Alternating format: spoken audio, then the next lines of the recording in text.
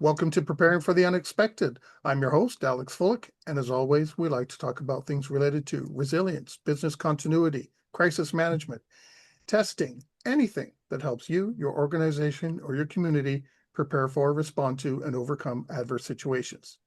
Today, we've got a whole bunch of topics to talk about.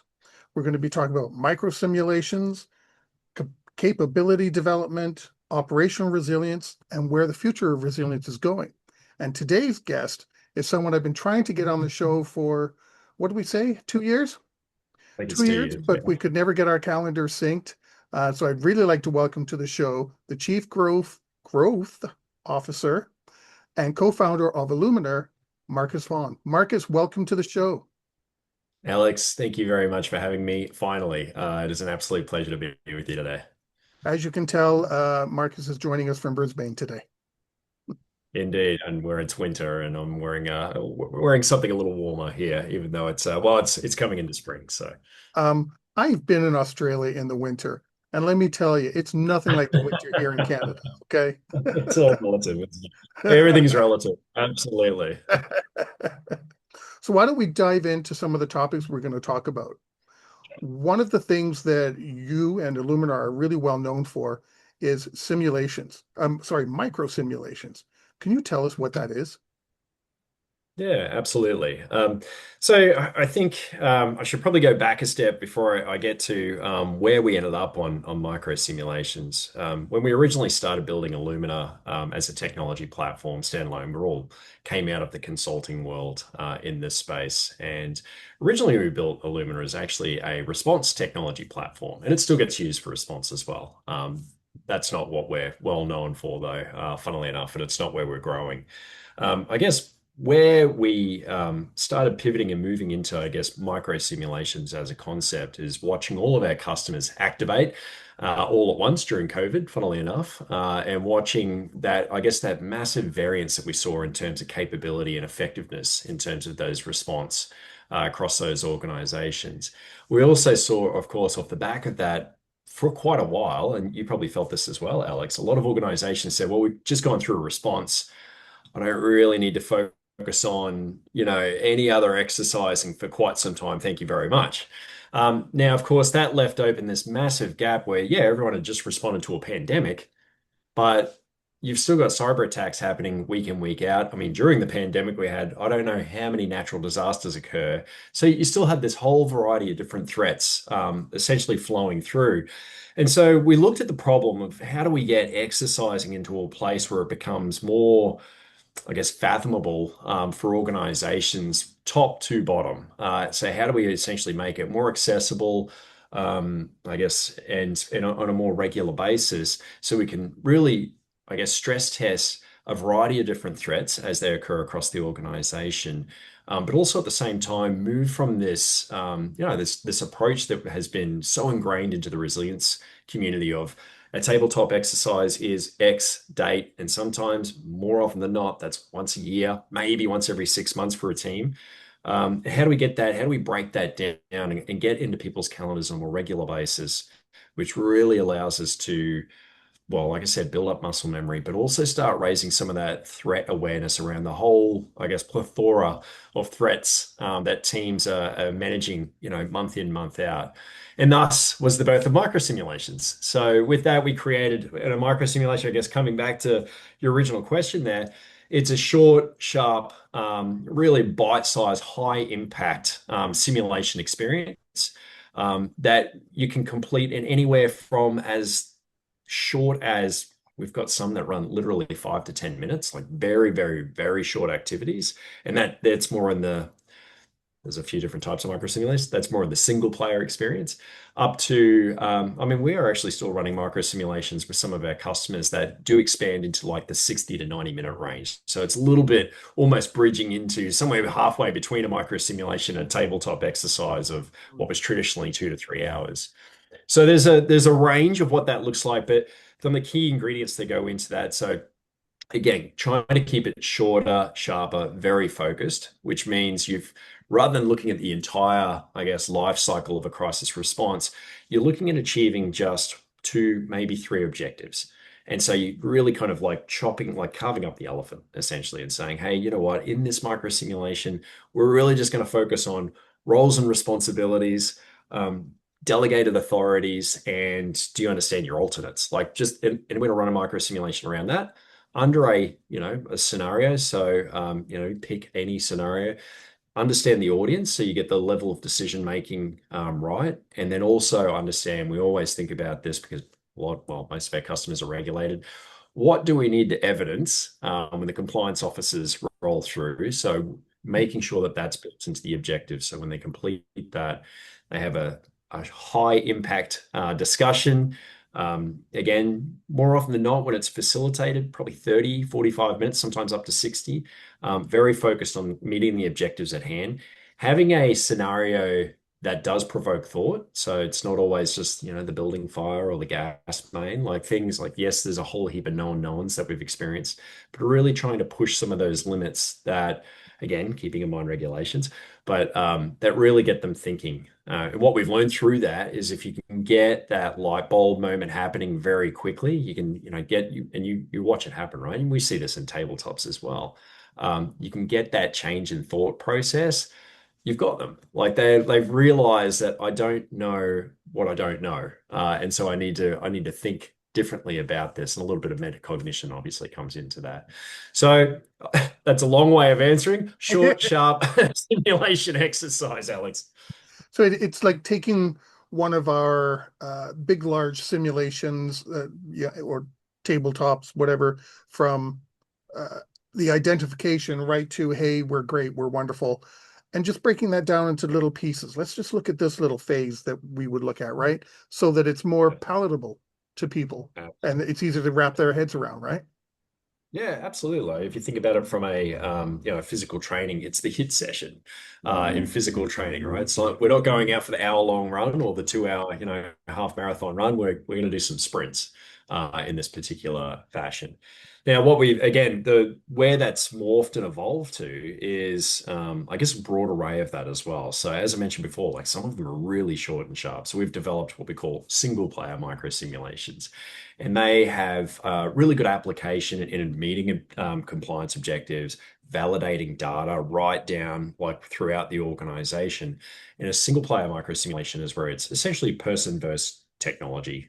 So you create a scenario, you set your objectives, and you set the tasks around that, and it takes that user or that learner on a experiential learning environment to go, hey, here's a scenario, it's relevant to me. I need to understand my role and responsibility in responding to this. And that can be, as as we mentioned before, basic as roles and responsibilities, but it could be something quite unique and bespoke, as in, let's say you're part of a communications team. It might be going through the process of drafting bullet points on a communications template. Or let's say you're a site manager out, in region.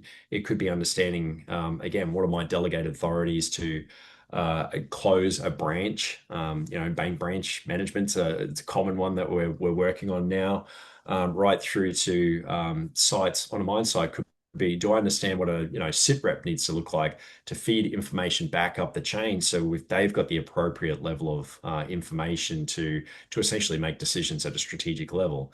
So that's single player. And then you've got multiplayer, which is facilitated micro simulations, very similar to a tabletop. Again, just shorter, sharper, more often than not 30 to 60 minutes, somewhere in between there, 30 to 60 minutes, tackling just an area of the life cycle.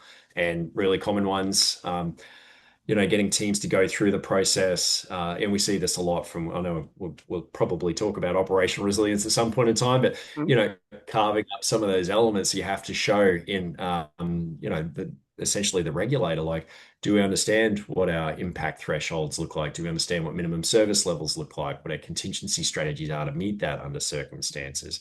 So really carving up those elements, do we know what constitutes an activation of plans, what constitutes the notification to regulators. So really, again, taking that big life cycle and chopping it up into pieces throughout the year, so you can get into people's calendars on a more regular basis. And that is, again, it was part of the original problem statement, is like, people struggle to find the time for resilience. I mean, we're professionals in this space. We love it. This is our day in, day out. We get very excited about it. someone who's managing a call center, not so much. Yeah. So like it's like how do we bring this to them and meet them where they are, but also not totally blow up their day because they've got a list of 1,000 priorities and simulation exercising just isn't one until we turn up. So it's a slightly nuanced approach. So does that mean the attendees for each session is a little bit smaller? I know you mentioned the single player one, obviously, but if we're breaking down a full end-to-end situation event from, like I said, from point of identification to, hey, we're all fine, tickety boo. Do you make these micro simulations with smaller audiences as well? Or do you still have everybody Yeah, it, in just for a shorter it time frame?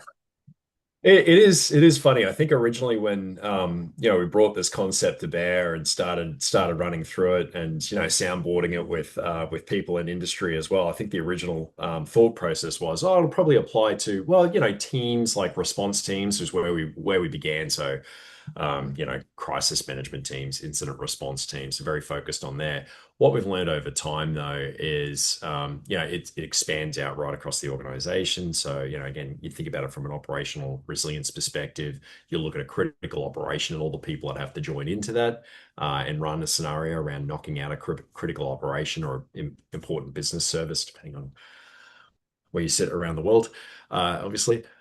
So that can be again anywhere from 5 to 15 to 20 people. Now, what we've also experienced, and this is the great thing, you release these things into the wild, how different practitioners pick them up and use them. So I've got a customer in the US right now in the financial services space who is running a single micro simulation so again, like it is 30, 45 minutes in the simulation part of it. And they've bolstered with a little bit of prep training up front and some obviously debriefing in the back end of that.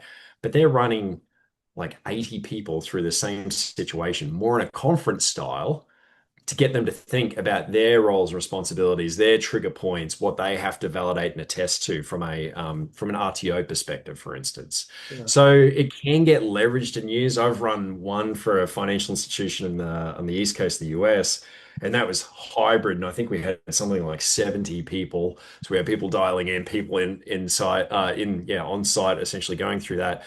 The challenge you get there is making sure everyone's engaged, and that can be a real challenge. And that's where the concept of, well, how do we tackle some of these roles that might be supportive in nature or might have to go off and do something very bespoke. And that's where single player came in as well. It's like, okay, we can get them to go and do something using a single player micro simulation rather than burn up their time in a 60-minute micro simulation here. But it really comes down to there's a whole host of different ways you can tackle it, and it is amazing just watching different practitioners, I guess, engage their internal customer base with it. So you have to adapt it to your own organization, right? Hold So, on. Absolutely, it all comes down to culture, right? And the yeah. context of that organization is critical on that. And that leads me to one last question because we only have about 3 minutes left in this segment, believe it or not. Is this something you could use to help get executive buy-in, considering you have some of these large simulations or tabletop exercises, and I swear every executive in the world finds some reason not to attend and send somebody else. So using a micro simulation, is it something that we can leverage to get them on board better? So because Yeah, their time is obviously strapped.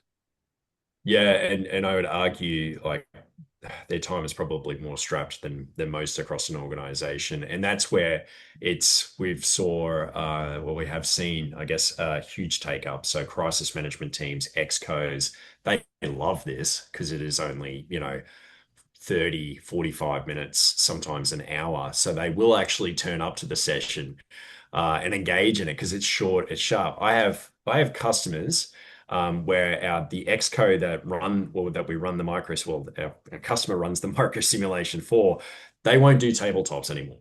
They will only do micro simulations. So they've signed up to do more micro simulations through a year, which if you actually look at it, the amount of time they spend in micro simulations in any given year is probably 4 hours, and one single desktop back in the day used to be three. So they're actually spending more time engaged in it, but it's shorter, sharper, it's once a quarter, it's different threats, it's different capabilities that we're focusing on. So it has been able to yeah, shift that, I guess, that thought process around what is it to engage in resilience. So it's producing a lot of really positive results on that.